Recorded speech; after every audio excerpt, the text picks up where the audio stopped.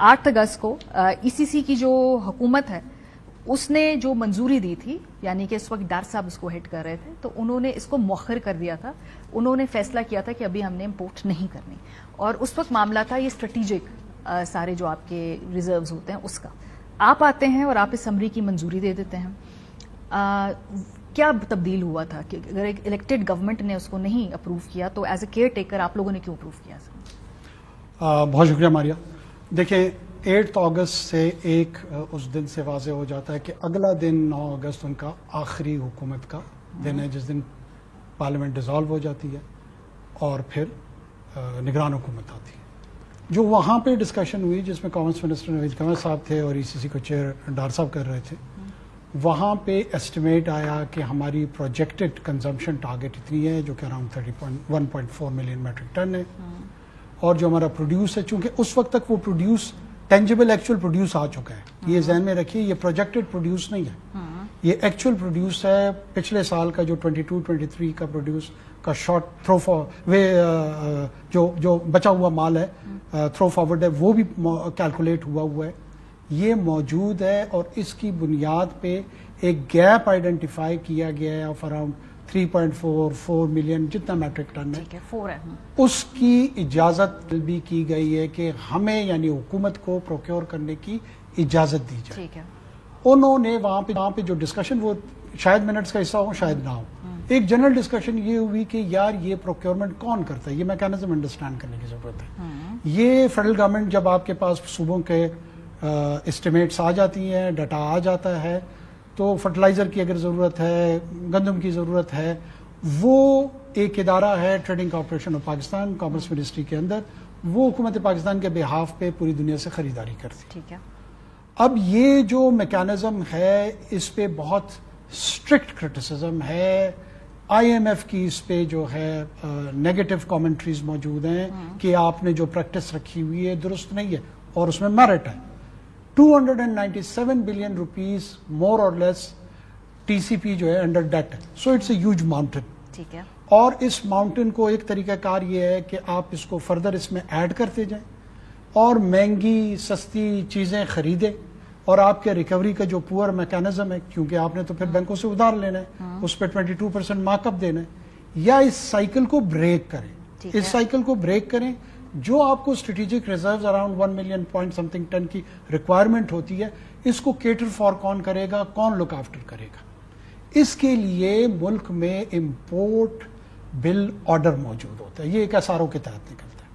अब क्वेश्चन ये आता है जहां से हम पे एलिगेशन आती है कि इन्होंने इजाजत दी थी जी, जिसको हम बार बार कह रहे हैं कि भाई पहले इसको आप समझ लें फिर जरूर एक्यूज करें। एक मिनट, ये चूंकि अभी आपने मुझे इसकी मैकेनिज्म के बारे में बात की ना, प्रॉब्लम सिर्फ इजाजत की नहीं है, प्रॉब्लम मैकेनिज्म की भी है। पहले जब ये 2-3 सवाल इकट्ठे ना, बिकॉज मुझे इसके बाद इस डिबेट को आगे भी बढ़ाना है।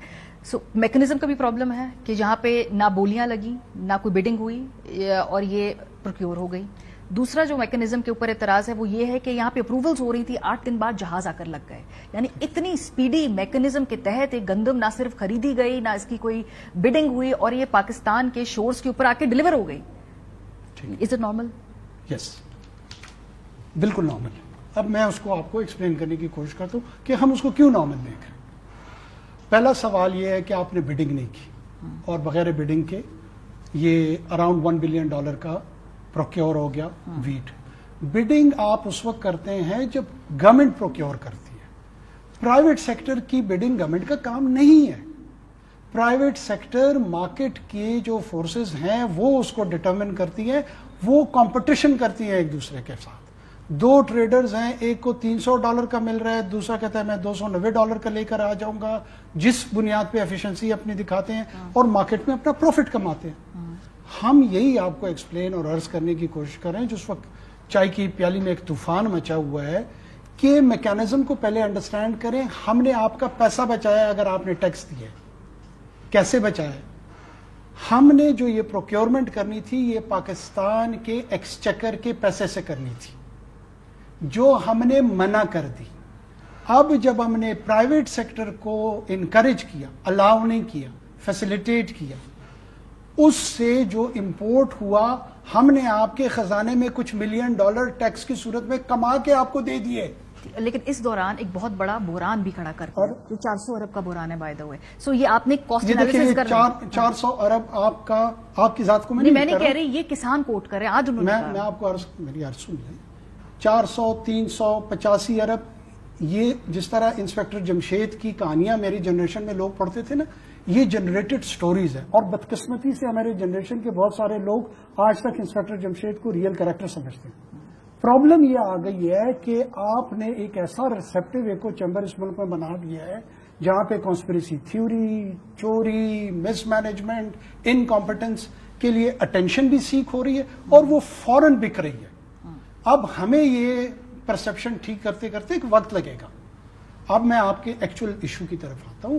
ٹی سی پی کو ہم نے منع کیا کیونکہ وہ ایک ماؤنٹین آف انڈر ڈیٹ تھا. یا تو ہم جھوٹ بول رہے ہیں, ویریفائی کرا لیں. اب جب ہم نے یہ کام, ہمارا میمورینڈم جو ہم نے ایشو کیا ہے, ہم نے ان کو الاؤ نہیں کیا. نان الاؤنس کے صورت میں پریشر یہ آ رہا تھا کہ جناب یہ جو گیپ ہے یہ کون فل کرے گا. ہم نے کہا let the private sector handle this gap. اگر یہ گیپ ہوگا according to required wheat demand, یہ آفیشیل لینگویج موجود ہے. لیکن اس کا مطلب ہے کہ جو آفیشیل لینگویج ہے یا جو بھی رپورٹ پیش کی گئی وہ ان ایکوریٹ تھی نا, کیونکہ اس کے بعد جب یہاں پہ لوکل کراپ آئی ہے اور اس کو خریدنے کے لیے حکومت کے پاس پیسے نہیں ہے, تو کسی پوائنٹ پہ کیا وہ رپورٹ جو ہے جو پریزنٹ کی گئی اس کے اندر جھول ہے؟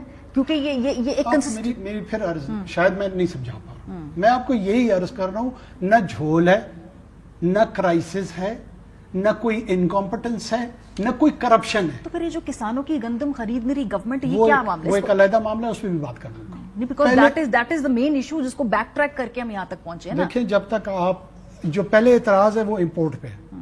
جب ہم امپورٹ کو کلیریفائی کر لیں گے, لوگوں کو بات سمجھ آ جائے گی, اس کے بعد کسان کے احتجاج پہ چلے جاتے ہیں, یا پہلے کسان کے احتجاج پہ چلے جاتے ہیں پھر اس طرف آ جاتے ہیں. کرائسس نہیں ہے, کیونکہ کرائسس تو فل بلون ہے. میں آپ سے ریکویسٹ کر رہا ہوں کہ یہ بڑا امپورٹنٹ ایشو ہے for millions and millions of people of Pakistan. Let the truth prevail. پہلے یہ پتا کریں کہ ہم نے جو امپورٹ کی ہے کیا اس کی قانونی اجازت ہم نے دی ہے, تبھی کرپشن سے وہ لنک ہو سکتا ہے. کہ اس سے پہلے بین تھا, ہم نے وہ بین ہٹا دیا, ایس آر او جاری کر دیا, پرائیویٹ سیکٹر کو کہا کہ جاؤ خود بھی کماؤ, ہمارے لیے بھی کماؤ. یہ S R O Imran Khan صاحب کی حکومت سے جاری ہوا ہے during covid days and for right reasons. جب گلوبل سپلائی چین میں ڈسٹرپشن تھی, یہ ایس آر او جاری ہوا کہ پرائیویٹ سیکٹر کو امپورٹ کی اجازت دی جائے, تاکہ ڈیوٹیز ایگزمپٹ کر دی, ٹیکسز ایگزمپٹ کر دیے جو ریگولیٹری ڈیوٹیز تھی, تاکہ آسانی سے ملک میں گندم کے دانے آئیں اور گیپ نہ اور مارکیٹ ڈی اسٹیبلائز نہ ہو.